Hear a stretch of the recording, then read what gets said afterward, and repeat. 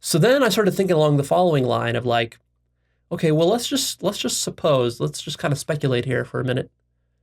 Assume that there were an infinite number of Godheads, and they can all be dreaming their own independent sovereign dreams, locked into their own solipsistic bubbles. And then assume that we could reach out to each other and connect telepathically to each other and recognize each other. We could do that. This would be sort of like consciousness merging into sort of like one meta Godhead. Individual Godheads merging into one sort of meta Godhead by reaching out to each other, connecting. Well, what could we do with this ability? Let's say we have this ability. What could we do with it? Well, we could decide to play a game. What if each of us decides to dream some finite dream and cosplay as some finite being in that dream? But rather than just doing it individually, like let's say, 100 people are playing a single player video game, each one playing their own video game. Like you're playing Donkey Kong, I'm playing Mario Brothers, somebody else is playing some other game, Halo, whatever, right? Individually. And that's kind of cool. But what might even be more cool is if we could recognize that we're all playing these games. What if we could connect all our games together into one metagame, into one shared dream, so to speak, where each of us will log in with our finite avatar in this collective dream, and we can dream together. But for us to do this, notice what has to happen. We would have to surrender our sovereignty, our absolute sovereignty.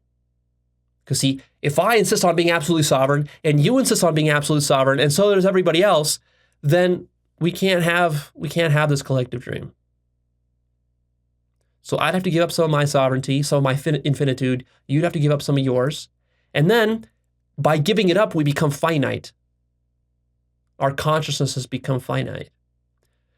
But as we do that, we open up the possibility now of connecting with each other. The reason we're able to connect with each other is because now we're creating a sense of other.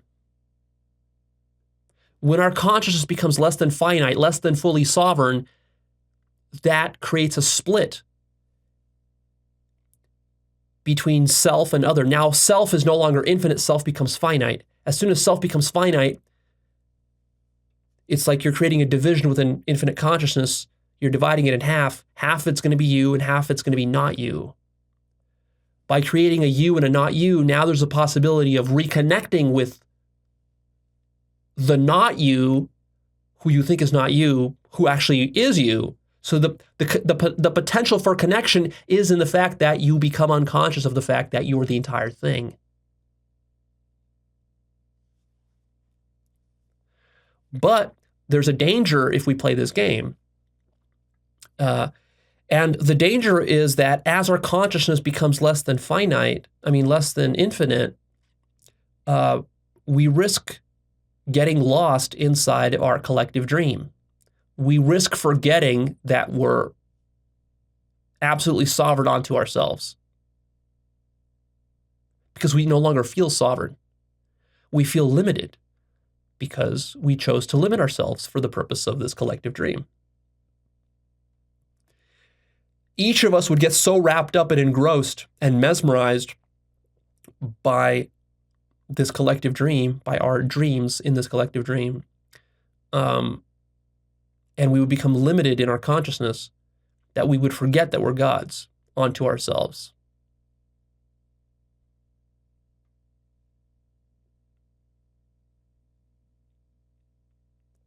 Because as soon as you recognize that you are God and sovereign onto yourself, that would immediately collapse this collective dream and lock you into a solipsistic bubble of absolute sovereignty. So you can do that, that's great, but there's a trade-off. The trade-off is that you lose all sense of other.